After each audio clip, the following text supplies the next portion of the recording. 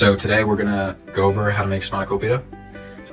The ingredients that we're using: 2 pounds of spinach, 1 pound of feta cheese, olive oil, 4 eggs, 2 sticks of butter, tablespoon of salt, an onion, and phyllo dough. This is our cookbook.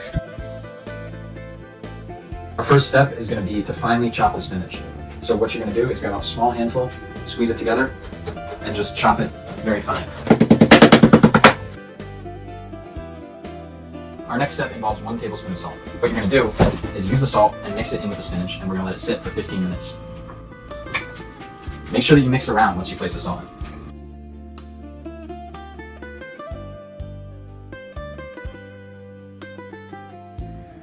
While we're waiting for our spinach to absorb the salt, we're going to begin crumbling our feta cheese. So what we're going to need to do is, if your feta isn't crumbled, we're going to have to crumble it. If it is crumbled, then you're in luck because it needs to be crumbled. Break it off, making little pieces. Try to keep it like separate, don't mush it together. Once we've crumbled our feta, we're gonna begin to work on our other ingredients for the mixture. So the first thing we're gonna need is 2 tablespoons of olive oil. The next step, crack our 4 eggs, just lightly beat them, we'll add those in later on. And then 1 small onion, and we're just gonna chop this finely. Finally, 15 minutes have passed. Our next step is to drain as much water out of the spinach as possible. In the sink, we have our strainer. Basically, what we're gonna do with this is take our spinach and just push off as much water out as we can. So let's get started.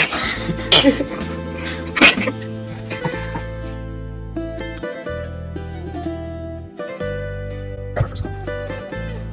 Just ball that up, making sure to avoid dropping it into the sink. And just squeeze out as much water as you can.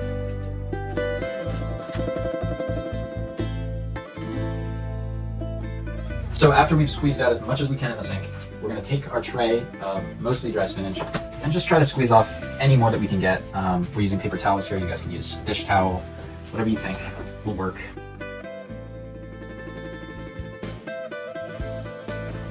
As you can see, our 2 pounds of spinach went from 4 large bags to this small little pile right here.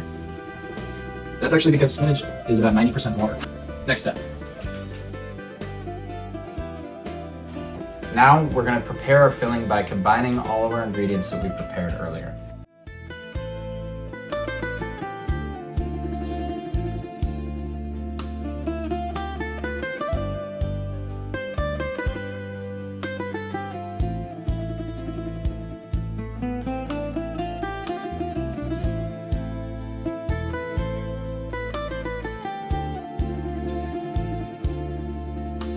It's time to prepare the phyllo.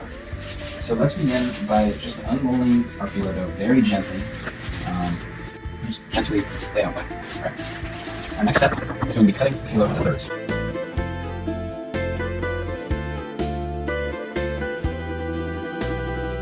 We have our phyllo dough under this towel, this slightly damp towel. The towel is going to retain a little bit of moisture. This dough is very thin, so while we're folding and making our Spanakopita, we want to make sure that the rest of the dough doesn't dry out. Our next step is going to be to melt the butter. So here we are, melting it in a small pot. Alright, our next step in the process, but basically, it's just 1 strip. So you're going to do your best to just remove 1 strip. Lightly brush your phyllo with butter in the middle. So we're going to go ahead and do a hot dog style fold. The butter is going to kind of keep that shape intact, as well as make it a little crispier right there in the process. So we're going to take about a teaspoon of filling. Just place that a little bit away from the edge, trying to keep it centered as to not let it escape. Essentially what we're going to do, begin with this corner triangle down here, fold that upward, fold that the other direction again, upward, and so on. So what this is going to do is create a layered pastry, and it's just going to be crunchy and just really delicious. And so at the end here, put a little butter on the end here just to make sure that it stays together. And then you really just want to put a hefty serving of butter on the top of this one. So now we're going to do that about 15 more times.